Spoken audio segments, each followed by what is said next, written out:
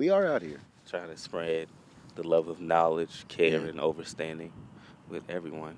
Reorienting knowledge. That's the thing, Boom. right? Yeah, that's the Resymphonic way. That is the Resymphonic. You know, when I was Mm. thinking about like being Resymphonic, sort of the meaning behind a lot of this, like the word, the actual word, right? It's symphonic, right? It's harmonized, really, Yeah. because symphony is harmony. Yeah, so it's like getting all the different instruments in unison so that they could all sound. I thought about it once as a congregation of sounds. You know, I think that's. I don't know. I think Yeah, yeah, that's. yeah, yeah. A congregation of sounds. That's great. It's like an assembly, right? Yeah, Like a exactly. group of No, people. literally, yeah. Yeah, that's what's up. So it's like in order for us to reharmonize and reorient ourselves to go deeper, Yeah. to become more useful to ourselves and to other And to people, others, yeah. it takes a lot of resymphonic thinking. But to be resymphonic, we first must consider our condition. Okay, condition. What is condition, my friend? Right. I tend to think of condition on a couple different levels. The literal, right? The condition, the physical condition, your state of being, how That's you feel right state of now. being. Yeah. That's a strong, I guess, acquisition of feeling.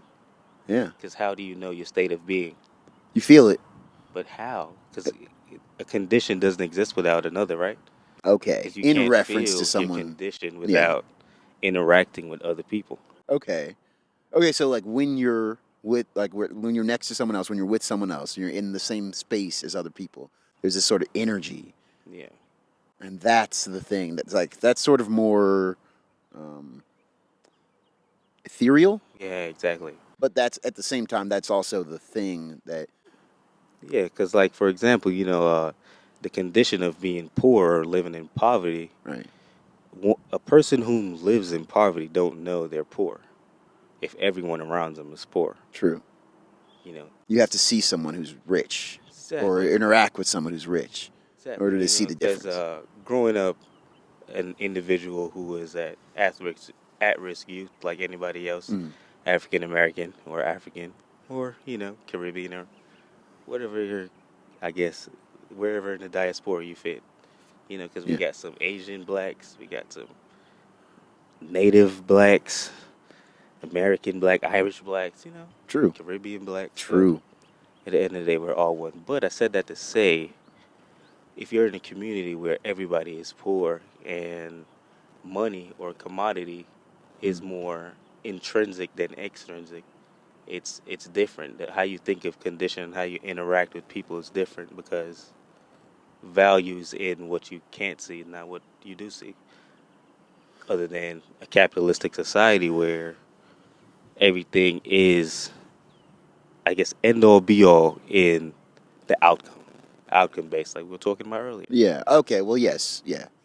But here's the problem with that, right? As we were saying, focusing on the outcome inevitably will lead to issues because if your perception is based on the outcome part of it, then when whatever you want to happen doesn't happen, you're kind of left feeling like, well, what do I do now? Or Yeah, like, it's what did almost I do wrong? like a feeling of incompletion because you Yes. already set the expectation of a specific outcome. Because expectations aren't really that helpful.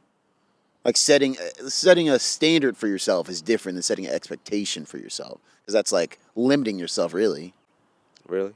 I think So so. what's the difference between the standard and the expectation? Like, how do you standardize yourself, or do you meet the expectation of yourself? You standardize your actions. You standardize what your system will be within yourself, your internal logic for how to do things. Oh, so it's like optimization. Exactly. It's optimization. Boom. Okay. Exactly that. So reorienting is really optimizing yourself. Yes, indeed. Okay. Okay. So in order to be to even interact with your condition, Hmm. it takes optimization to even get to that second place, which is the literal. Exactly, the literal. Yeah. Because if you think about the physical, and if physical is like I was saying, like a part of condition, and like one of the definitions of condition, you can, or you feel the effects of that. You feel the effects of your condition physically. Because psychosomatic. Okay. You know, Okay. Yeah. a Yeah. little, Yeah. Yeah. little Yeah. word Yeah. there. That's word of the day. Okay. So, like, that concept of whatever's going on in your mind leading to your body reacting a certain way. I mean, well, anxiety is a pretty good example of that. Yeah, and stress as well. Stress, yeah. We were also speaking about the theory of awkwardness. Yes, we were. That could also be a condition. People Here's the who thing go ahead. about awkwardness. All right. Individuals who live in the realm of awkwardness, which doesn't exist in my opinion. But it does within the mind. So it's not real, but it exists, I think. But the only thing that exists is what Is is real. within the mind, Well, right? yeah. Because perception. Exactly. So it's But like, how are you going to be or create a situation that causes tense and stress to mm, yourself without having evidence to support that claim? How are you going to isn't stress about how individuals are going to react to you if you never ask them what do they think? right. Because that's the other trick of awkwardness and stress and anxiety is that it tricks you into thinking a thing and then you'll like also think that you'll be punished for even asking and finding out the truth of that. We're going to go to our studio audience for questions and comments. How do you personally handle an awkward situation? Like more to say like you were with a lady friend and everything was going smooth and you say like that one thing and you can tell like at that moment it's awkward. It's like this awkward silence. And you're just like in your mind you're like say something but don't say something because you're scared what she might say or what you might say next. So how do you handle that? I lean into it these days. I used to not, but I used to like freeze up. I was a big freeze up guy. I'd be like, stage fright. What do I do? What You do I know? do? What do I do? Yeah, literally, that would just like play in my head for like the rest of the day. I was just like, all right, well, I'm screwed. But now I'm just call it out. I'm like, that was awkward. That was weird. That's on me. That was weird. It's okay. It's Okay, so fine. so you go with the what's that called? Exposure approach. Exactly. Like, okay, I'm just expose her to it. Like, Yeah. sorry, Just get sister. used to that. Okay. I mean, at the end of the day, if they're into it, they're into it. They're not, they're not. Yeah. Yeah, but what if it's something critical, as she's saying, where it could make or break the relationship? Then what? Ah, that's a little more complicated. I don't have an answer for that yet. Yeah, yeah. That's harder. I mean, you use the same approach, right? You would still lean into it because at the Yeah, end of the day, you got to be who you are. You true. have to accept self first before you go to offer yourself to other people to be useful. Hmm. Because it all starts with yourself, what you gonna bring to the table. So if I am saying something that makes you feel awkward, one, in my opinion, the person that's saying the awkward thing to the person that feels afflicted or offended, they don't know they're saying it's awkward. True. So it's in the person that's afflicted head. I heard this greatest thing at church one day, right? You can't offend people because offense have to be taken. It's not given.